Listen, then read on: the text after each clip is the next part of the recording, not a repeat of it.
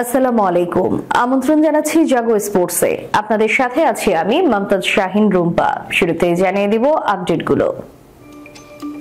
ক্ষোভ নিয়ে বিপিএল শেষ করলেন হেলস নিশানায় তামিম। সম্মান দেওয়ার মালিক আল্লাহ, এটা আমার ক্যারিয়ারের সেরা ইনিংস। পোস্ট ডিলিট করো, সমস্যা হবে। রোমাঞ্চকর ম্যাচ জিতে বরিশালকে রংপুর। কোহলিকে নিষিদ্ধ করা উচিত বললেন সাবেক ইংলিশ পেসার।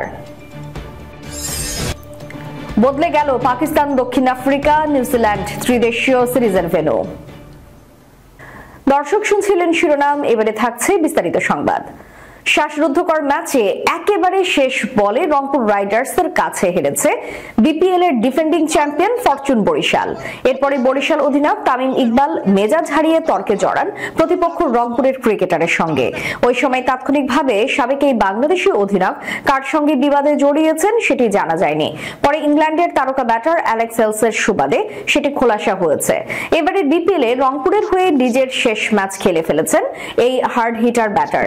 দারুণ থাকা হেলস বিপিএল ছাড়ার আগ মুহূর্তে তিক্ত অভিজ্ঞতা নিয়ে ফিরছেন। তামিমের সঙ্গে তর্কে জড়ানোর বিষয়টি একটি বেসরকারি টিভি চ্যানেলের সামনে মন্তব্য করেছেন তিনি, যেখানে হেলস টাইগার ক্রিকেটারের পক্ষ থেকে ব্যক্তিগত আক্রমণের শিকার হওয়ার কথা উল্লেখ করে এটিকে লজ্জাজনক বলে জানান। অ্যালেক্স হেলস বলেছেন, আমার মনে হয় ম্যাচ হেরে সে হতাশ ছিল।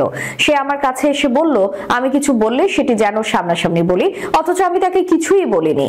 2021 সালে আমি বিয়ার পানের জন্য ক্রিকেটে 21 দিন নিষিদ্ধ হয়েছিলাম।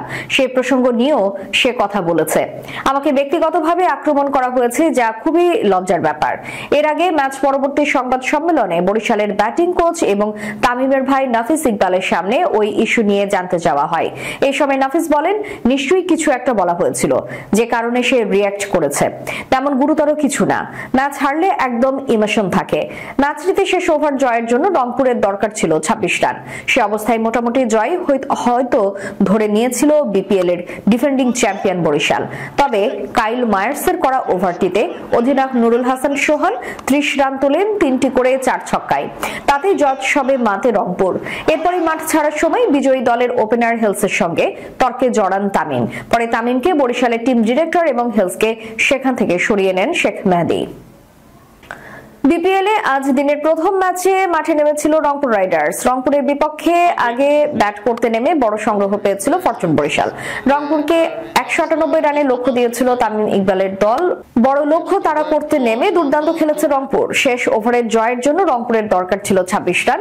শেষ ওভারের 6 বলে বাউন্ডারি হাঁকিয়ে দলকে জেতান অধিনায়ক নুরুল হাসান সোহান। দলকে জেতানোর পর আজকের এই ইনিংসকে ক্যারিয়ারের সেরা ইনিংস বলেছেন সোহান। সোহান বলেন, আলহামদুলিল্লাহ, সম্মান দেওয়ার মালিক আল্লাহ, শুকরিয়া আদায় করছি দলের জন্য অবদান রাখতে পেরেছি। এরকম একটা কাজ করতে পেরেছি, যেহেতু দলকে জেতাতে পেরেছি, এটা আমার ক্যারিয়ারের সেরা ইনিংস। শেষ ওভারে জয়ের জন্য সমীকরণ মোটেও সহজ ছিল না রংপুর রাইডার্সের। দলকে অবিশ্বাস্য জয় এনে দেওয়ার পর সোহান জানলেন তার চিন্তায় ছিল কেবলই বাউন্ডারি। Over boundary হাঁকানো। তিনি বলেন, বড় শটের পরিকল্পনা ছিল। আল্লাহর উপর বিশ্বাস রেখে আমি যেটা চেয়েছিলাম 1-2 ওইরকমই কিছু না। যদি আমার জোনে পাই ওভার বাউন্ডারি মারবো, বাউন্ডারি হোক, এই অপশনে যাচ্ছিলাম। শেষ ওভারের সঙ্গে কামরুল ইসলাম রাব্বির প্রশংসা করে সোহান বলেন, আগের ওভারে যখন নেমেছি খুশদিল 2টা 6 মারলো। ও বলছিল যে এই ম্যাচ জেতা সম্ভব। শেষ ওভারে 26 রান লাগতো। রাব্বি ভাইয়ের সাথে কথা বলছিলাম, তখন রাব্বি ভাই বলছিল, তুমি খেলাটা খেলো 6টা বল, ভালো শেপে থাকলে মারতে পারলে হয়ে যাবে। তারপর যখন প্রথম বল 6 হয়েছে, তখন আস্তে আস্তে বিশ্বাসটা আরো বেড়েছে, ইনশাল্লাহ সম্ভব। থ্রিলার মুভির গল্প যেন হার মানাবে রংপুর রাইডার্স ফরচুন বরিশাল ম্যাচের কাছে। টুর্নামেন্টে রংপুরের প্রথম হার যেখানে সময়ের ব্যাপার মনে হচ্ছিল, তখনই নুরুল হাসান সোহানের ম্যাজিক। কাইল মার্সকে বেধড়ক পিটিয়ে বরিশালের হাতের নাগালে থাকা জয় কেড়ে নিলেন সোহান। রুদ্ধশ্বাস এই জয়ের পর সামাজিক মাধ্যমেও জমে ওঠে খেলা। সিলেট আন্তর্জাতিক স্টেডিয়ামে আজ শেষ ওভারে জয়ের জন্য রংপুরের দরকার ছিল 26 রান।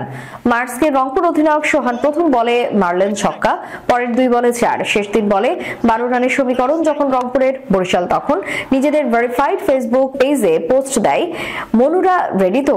ফটো কার্ডে লেখা ছিল জাগো বাহে জাগো এবং সেখানে বরিশালের জয়ের উদযাপনের ছবি পোস্ট করে। এরপর সোহান শেষ 3 বলে 2 ছক্কা ও 1 চারে পাশার দান উল্টে দেন। তখন রংপুর অফিসিয়াল ফেসবুক পেজে লিখেছে, পোস্ট ডিলিট করো, সমস্যা হবে। ফটো কার্ডে বরিশালের দেওয়া পোস্টার স্ক্রিনশট বসিয়ে দেয় রংপুর। 3 উইকেটের রুদ্ধশ্বাস জয়ে ম্যান অব দ্য ম্যাচ হয়েছেন সোহান। 7 বলে 32 রানের ঝড়ো ইনিংস খেলে অপরাজিত থাকেন রংপুর অধিনায়ক। Captain leading from the front, এই কথার সার্থকতা প্রমাণ করেছেন তিনি। 5 ম্যাচে 5 জয়ে 10 পয়েন্ট নিয়ে পয়েন্ট তালিকার শীর্ষ স্থান ধরে রেখেছে রংপুর। এবারে বিপিএল এ 2 বারের দেখায় 2 বারই ফরচুন বরিশালকে হারিয়েছে রংপুর রাইডার্স। মিরপুরে গত 2রা জানুয়ারি বরিশালকে হারিয়ে ফেসবুক পেজে ফটো কার্ড বানিয়ে রসিকতা করেছিল রংপুর রাইডার্স। পত্রিকার আদলে একটি ফটো কার্ড দিয়ে শিরোনাম দিয়েছে রংপুর বার্তা। সেখানে শিরোনাম দেওয়া হয়েছে, বরিশালের লঞ্চে ধাক্কা, আতঙ্কে যাত্রীরা। সেই পোস্টে বরিশাল উত্তর দিয়েছে, একটু ধাক্কা না হয় খেয়েছি, কিন্তু গন্তব্যের কাছে দেখা হবে মনু। অস্ট্রেলিয়ার মাটিতে বর্ডার গাভাস্কার ট্রফি খেলতে গিয়ে ব্যাপক আলোচনায় এসেছিলেন বিরাট কোহলি, যার বেশি অংশই নেতিবাচক। প্রথমত পুরো সিরিজে ভারতীয় দলের সাবেক অধিনায়ক ফর্মে ছিলেন না। তার উপর অস্ট্রেলিয়ান তরুণ ব্যাটার স্যাম কনস্টাসকে ধাক্কা দিয়ে গুনেছেন ম্যাচ ফির 25% জরিমানা, পেয়েছেন ডিমেরিট পয়েন্টও। সিরিজ চলাকালীন কনস্টাসের সঙ্গে কোহলির আচরণেই সমালোচনা করেছে ক্রিকেটের নানা মহল। এখনো যা চলমান। সর্বশেষ সেই সমালোচনায় নতুন মাত্রা যোগ করেছেন ইংল্যান্ডের সাবেক পেসার স্টিভ হারমিন্স মনে করছেন কোহলিকে লঘু দণ্ড দেওয়া হয়েছে। অপরাধ অনুযায়ী ভারতীয় ব্যাটার আরো বড় শাস্তি ভোগের যোগ্য। যে শাস্তি হওয়া উচিত ছিল তাকে নিষিদ্ধ করা। ইংলিশ পেসার জানান, তিনি কোহলিকে অনেক পছন্দ করেন, ভালোবাসেন, তবে অন্যায়কে স্রেফ অন্যায় বলতে দ্বিধা করেন না। সবকিছুই একটি সীমা থাকা উচিত। মাত্রাতিরিক্ত কোনো কিছুই সুফল বয়ে আনে না। টক স্পোর্টস ক্রিকেট পডকাস্টকে হারমিন্স বলেন, সেখানে কোহলির সঙ্গে কি ঘটেছিল? কোহলি আইনের ঊর্ধ্বে চলে গেছে। বিরাট কোহলি যা করেছে তার জন্য তাকে নিষিদ্ধ করা উচিত ছিল। আপনি জানেন যে আমি বিরাট কোহলিকে কতটা ভালোবাসি এবং সেই খেলার জন্য কি করেছে, কিন্তু একটি সীমা আছে, আপনি এটি অতিক্রম করবেন না। কনস্টাসকেও সতর্ক করেছেন হারমিন্স। পরিবেশ পরিস্থিতি বুঝে 19 বছর বয়সী অজি তারকাকে মেজাজ ঠান্ডা রাখতে বলেছেন তিনি।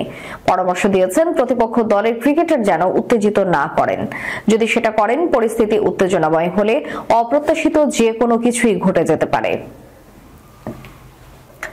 প্রায় 3 দশকের অপেক্ষায় অবসান ঘটিয়ে পাকিস্তানে অনুষ্ঠিত হতে যাচ্ছে আইসিসির কোন মেগা ইভেন্ট। আগামী 19 ফেব্রুয়ারি মাঠে গড়াবে আইসিসি চ্যাম্পিয়ন্স ট্রফির 9ম আসর। তবে এই আসরের আগে দুর্দান্ত একটি ত্রিদেশীয় সিরিজ আয়োজন করতে যাচ্ছে পাকিস্তান ক্রিকেট বোর্ড, যেখানে স্বাগতিকরা ছাড়াও অংশ নেবে কিউই এবং প্রোটিয়ারা। তবে সূচিতে নয়, আগের শিডিউলের ভেন্যুতে এসেছে পরিবর্তন। মুলতানের পরিবর্তে লাহোর ও করাচিতে অনুষ্ঠিত হবে এই সিরিজ। চ্যাম্পিয়ন্স ট্রফির সামনে রেখে লাহোরের গাদ্দাফি এবং করাচির ন্যাশনাল স্টেডিয়ামে এতদিন সংস্কার কাজ চলছিল, যার ফলে দীর্ঘদিন ধরেই এই 2 মাঠে হচ্ছিল না কোনো ম্যাচ। এই মৌসুমে পাকিস্তানে অনুষ্ঠিত 7 টেস্টের একটিও হয়নি এই 2 মাঠে। করাচিতে পাকিস্তান এবং ইংল্যান্ডের টেস্ট হওয়ার কথা থাকলেও সেখান থেকে সরিয়ে নেওয়া হয়েছিল মুলতানে। চলতি মাসে ওয়েস্ট ইন্ডিজের বিপক্ষে টেস্ট 2টিও হবে মুলতানে। তাই এই সিরিজের ম্যাচগুলো লাহোর এবং করাচিতে আয়োজন করবে পিসিবি। নতুন বিজ্ঞপ্তিতে জানানো হয়েছে এমনটাই। রাউন্ড রবিন পদ্ধতিতে ম্যাচগুলো মাঠে গড়াবে 8, 10 এবং 12 ফেব্রুয়ারি। সিরিজের ফাইনাল ম্যাচ অনুষ্ঠিত হবে 14 ফেব্রুয়ারি। ঠিক তার 4 দিন বাদে আইসিসি চ্যাম্পিয়ন্স ট্রফি। দর্শক, শেষ করার পূর্বে সংবাদ শিরোনামগুলো জানিয়ে দিব আরো একবার। ক্ষোভ নিয়ে বিপিএল শেষ করলেন হেলস নিশানায় তামিম। সম্মান দেওয়ার মালিক আল্লাহ, এটা আমার ক্যারিয়ারের সেরা ইনিংস।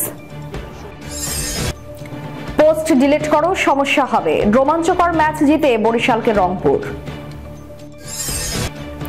কোহলিকে নিষিদ্ধ করা উচিত বললেন সাবেক ইংলিশ পেসার। বদলে গেল পাকিস্তান, দক্ষিণ আফ্রিকা, নিউজিল্যান্ড ত্রিদেশীয় সিরিজের ভেন্যু। এতক্ষণ আমাদের সাথে থাকার জন্য ধন্যবাদ। আল্লাহ হাফেজ।